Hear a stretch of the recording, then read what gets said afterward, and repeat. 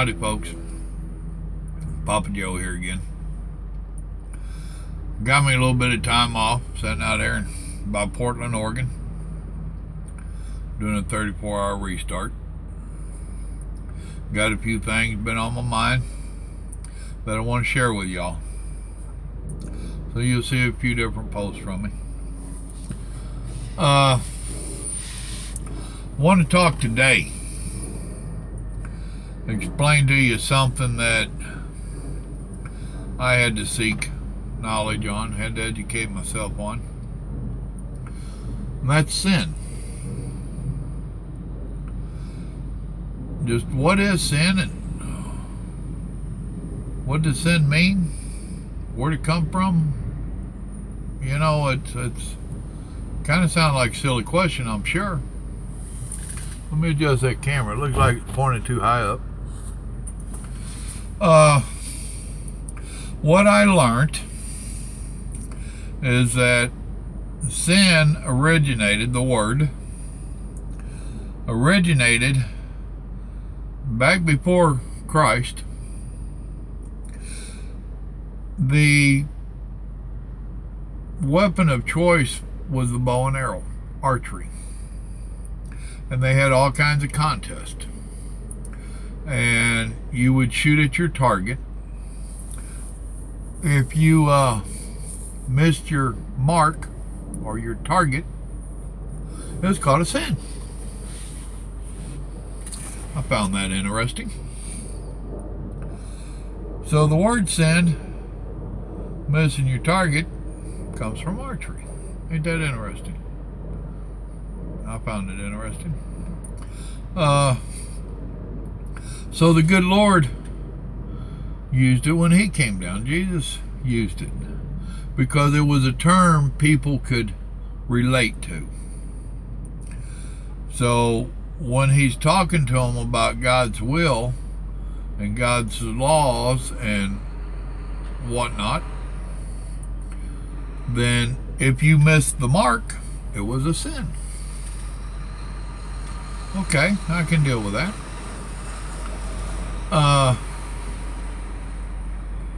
It's actually kind of cool, you know. If you miss what God wants you to do, you miss the mark. You miss the target. You sinned. Huh. So what is a sin? Excuse me. Well, my deciphering of it, my meaning of it, is that a sin for me is not necessarily a sin for you. Your sin is not necessarily my sin. Now, we've got all the generic sins, you know, the stealing, lying, blah, blah, blah. We all know that's wrong, period. Okay? So we know we're falling short. If we're lying, we're falling short. We missed the target. God told us not to lie. It is one of the commandments. Do not bear false witness. All of those are pretty good. You know, pretty easy to explain what it meant. However, now I'm a smoker. I don't find smoking sinful for me. You might find it sinful for you. Basically, what it boils down to is if the good Lord puts it on your heart that you shouldn't be doing it, then, and you're doing it, you're sinning. I've known a couple of, well, I still know them. I know some people that, man, they use some really rough language. Now, they don't really use the Lord's name in vain. But boy, they use some rough language. And it don't really bother them. So evidently, and they're Christian folks, evidently the Lord ain't put it on their heart that you shouldn't talk like that. It was one of the first things that he put on my heart when I became a Christian. When I turned my life over to him, I had a bad mouth. And that was one of the first things that I found, and I wasn't trying to. It just slowly went away. And so to me, the cussing is a sin. So I try not to do it. Now, every once in a while, I have my little lapse.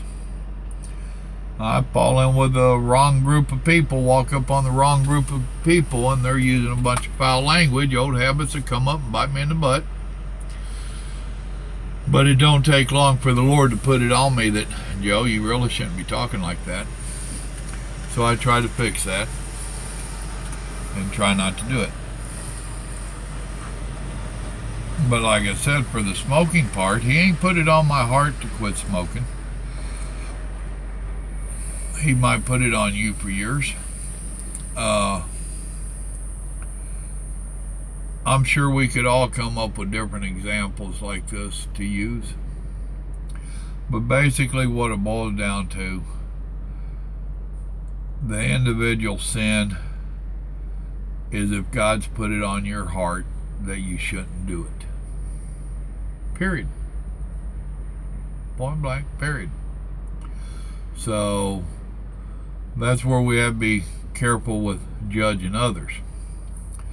I had that issue that I had to resolve because a couple of these people I was talking about cussing are pretty dear to me. And they proclaimed to be Christians, and it would just eat me up that they could use the language that they was using, and it didn't bother them. So I came up, did the studying and whatnot, and came up with the fact that it ain't necessarily a sin for them. I don't know if it really is or not. Only them and God knows that. But I have to assume that it's not, and it's not my business. That's up to God and them. All I can know is what God puts on my heart. God puts on my heart not to do or to do. I'll make another video here in a few minutes because that brings up something else I want to talk about. But that's a little history on sin. It came from the archery world. If you miss your target, it was a sin. If you're trying to be obedient to God and you miss the target, it's a sin. What's a sin? Whatever God puts on your heart, whatever you are thinking, if you do it and you feel bad or guilty or whatever terminology you want to use, if you're thinking, man, did I just sin? Chances are you did. So that's the hillbilly version. Y'all have a blessed day. I'll keep you in my prayers. God bless you. Bye-bye.